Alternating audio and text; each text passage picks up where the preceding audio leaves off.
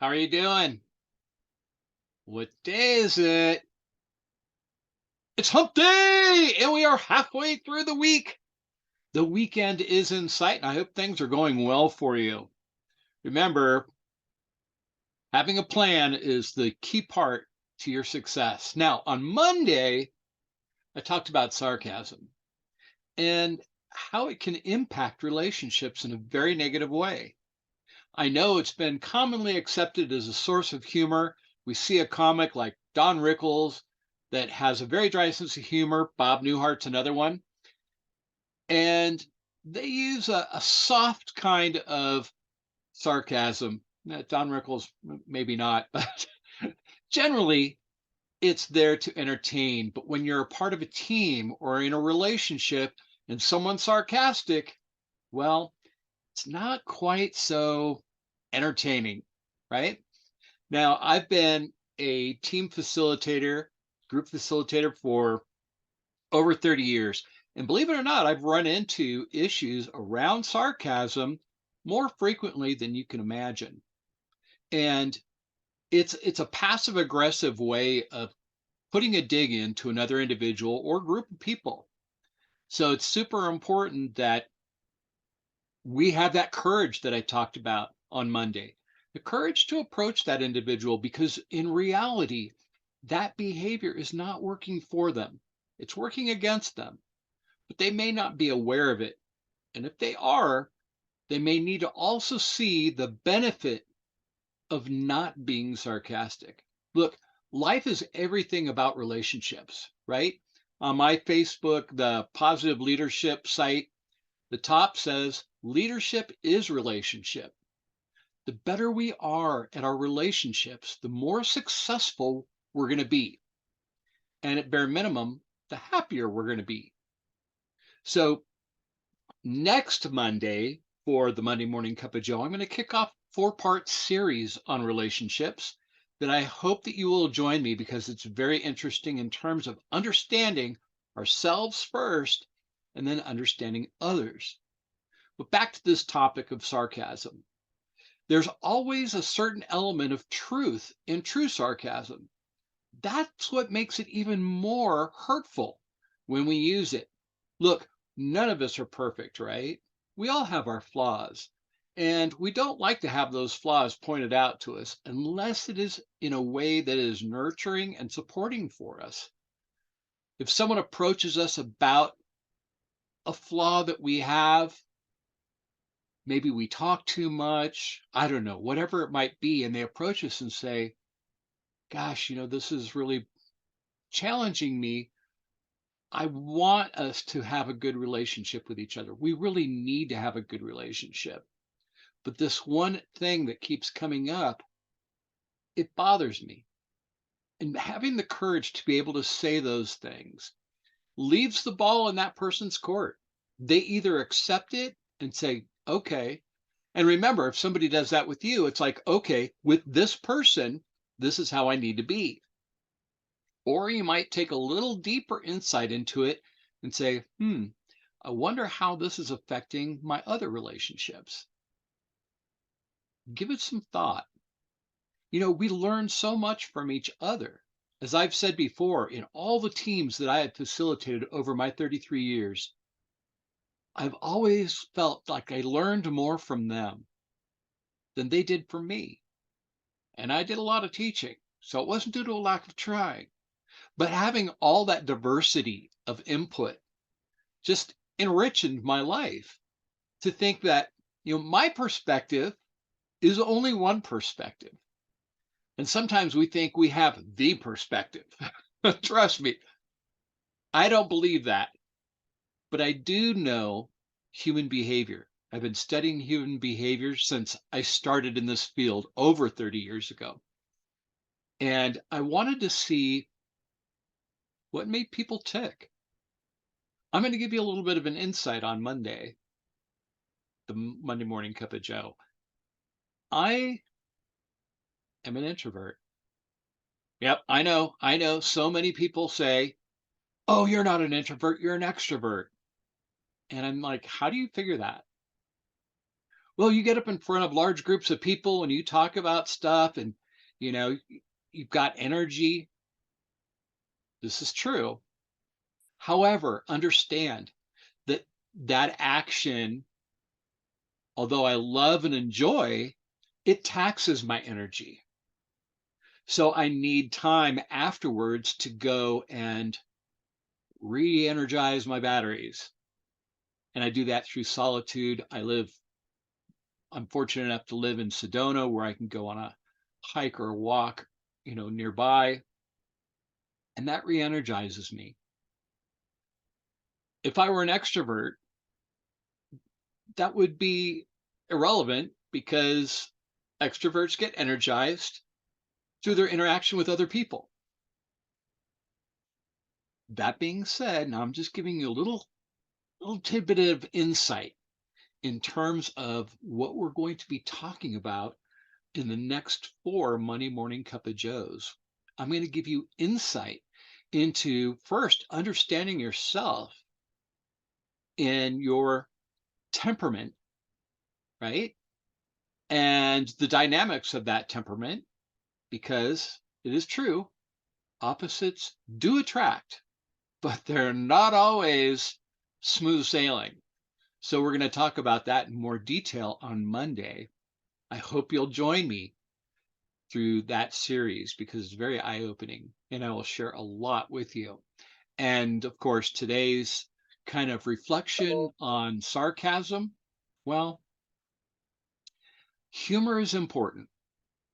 I think I don't know anybody who would disagree with that. I think that we need to be able to take ourselves lightly and take our work seriously and be able to laugh at ourselves. I always had a difficult time with that, but my partner is very good at it. And when she laughs at herself, you know, I realize, I'm taking things way too seriously. I need to be able to kind of laugh at the goofy things that I do. And trust me, the list is long. I do goofy things like, oh, how I love my coffee. Yeah, there's coffee in it. You got to do that, right? We've got to have balance in our lives. And if all we are is work, work, work, work, work, go home, eat, go to bed, wake up the next day, shower, brush your teeth, go to work, and do it all over again, well, let me tell you something. That behavior is going to lead to burnout. And then we're not effective for ourselves or for those around us when we are burnt out, right? So we're going to kind of open up the box of an area of psychology over the next 4 sessions. I discovered it while I was researching social psychology.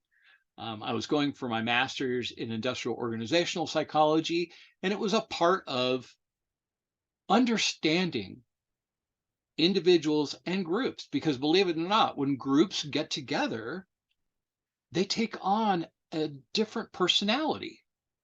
Now, I don't know if individuals are modifying their behavior. I'm sure to a certain degree we do when we're in a group of people. And it all depends on who that group is.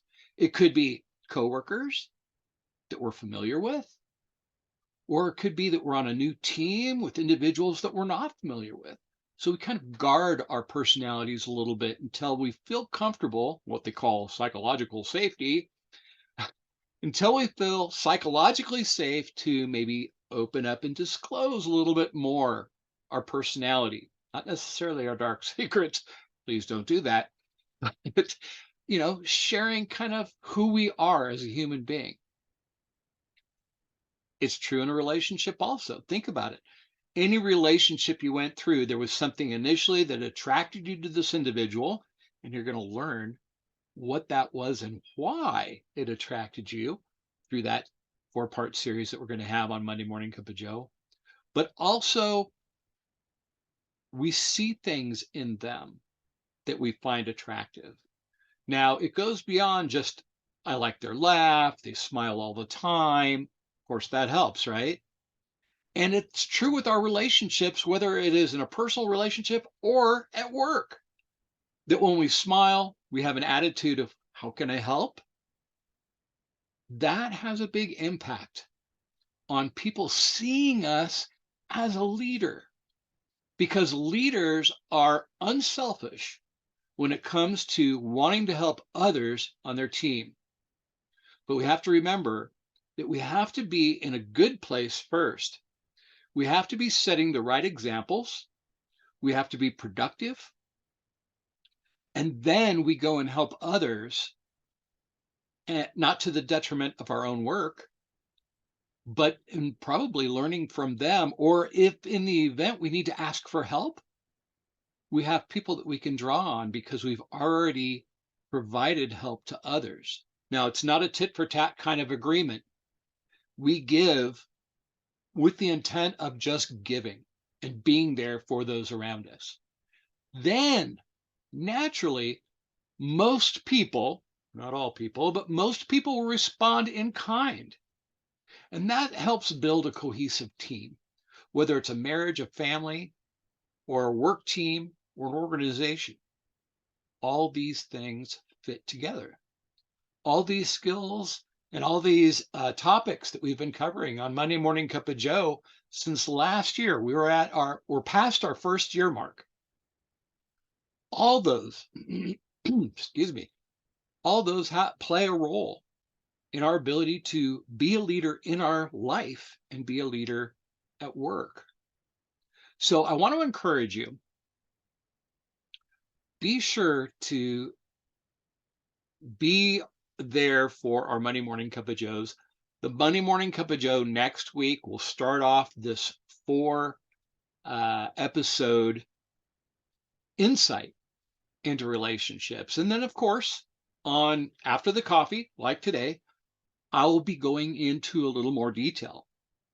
As we go through this, please down below, ask any questions you might have, or even just share your own experience in terms of, yes, that rang true to me, Dave, because that happened to me also. I appreciate that. And there's one last thing that I want to ask you. I get so many people say, oh, you need to monetize your channel and you need to. I don't like salesy things, right? And I don't think you like salesy things. So I've kept monetization out of the podcast simply because I don't want people to feel like they're being sold. But I do have one favor. Could you please, if you haven't already, subscribe to this channel?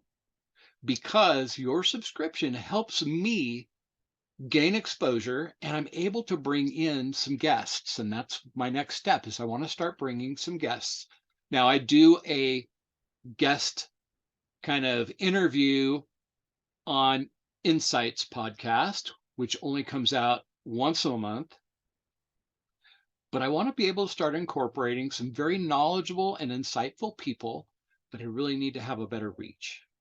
So if you could, please subscribe. And if you have subscribed, first of all, thank you. I really do appreciate it. And I feel like we're a family here.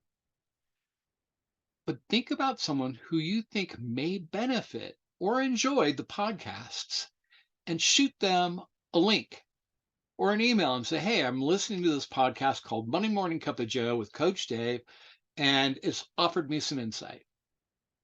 That being said, we're halfway through our week. Have a wonderful week. Put these last few days really to work for you and enjoy your weekend. And as always, I will see you next Monday on our Monday Morning Cup of Joe.